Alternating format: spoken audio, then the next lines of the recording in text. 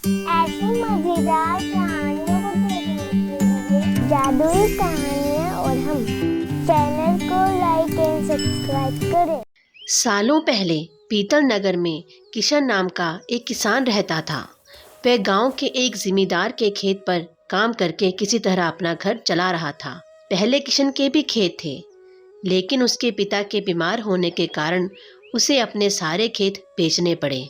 मजदूरी में मिलने वाले पैसों से पिता का इलाज कराना और घर का खर्च चलाना मुश्किल हो रहा था। वो हर दिन सोचता कि कैसे घर की स्थिति को बेहतर किया जाए।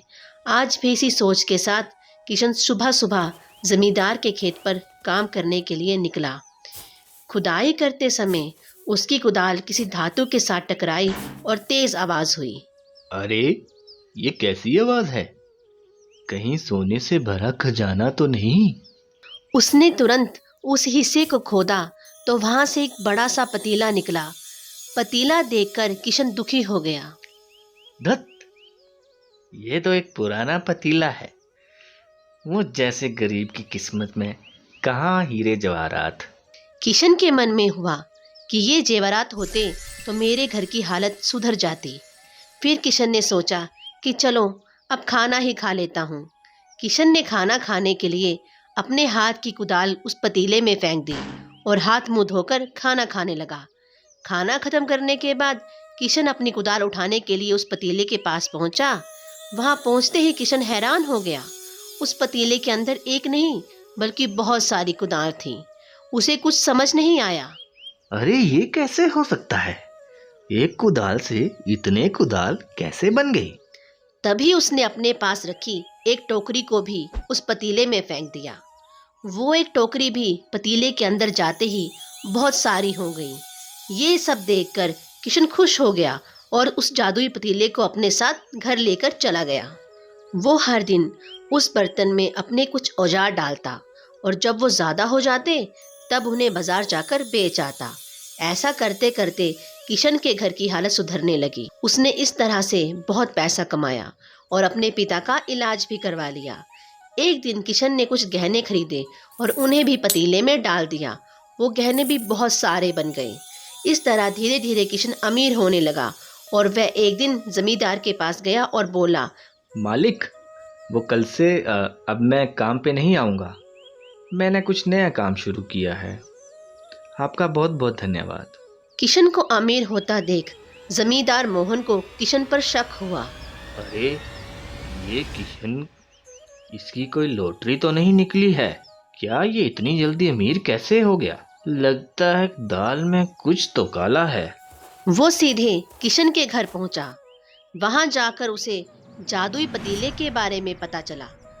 उसने किशन से पूछा, तुमने ये पतीला कब और किसके घर से चुराया?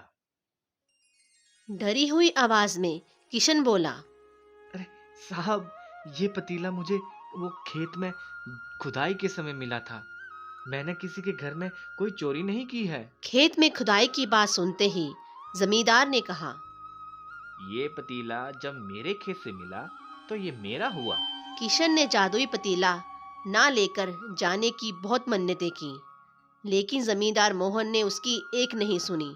वो जबरदस्ती अपने साथ वो जादुई पतीला लेकर चला गया। जमींदार ने भी किशन की ही तरह उसमें सामान डालकर उन्हें बढ़ाना शुरू किया। एक दिन जमींदार ने अपने घर में मौजूद सारे गहने एक एक करके उस पतीले में डाल दिए और रातों रात बहुत अमीर हो गया। एकदम से जमींदार के अमीर होने की खबर पीतल नगर के राजा तक पहुंच गई। पता लगाने पर राजा को भी जादुई पतीले की जानकारी मिली।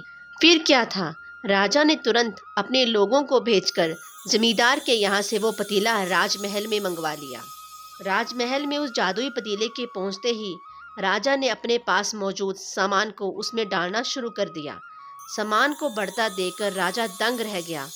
होते होते आखिर में राजा खुद उस पतीले के अंदर चला गया। देखते ही देखते उस पतीले में बहुत सारे राजा निकल आए। पतीले से निकला हर राजा बोलता, मैं पीतल नगर का असली राजा हूँ।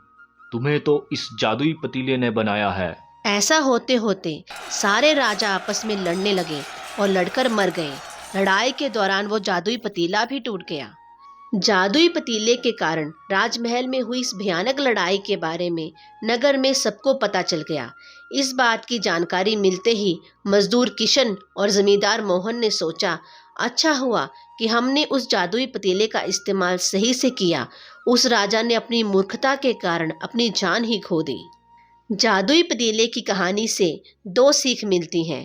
पहली कि मूर्खता का अंत बुरा ही होता है, और दूसरी ये है कि हर सामान का इस्तेमाल संभल कर करना चाहिए।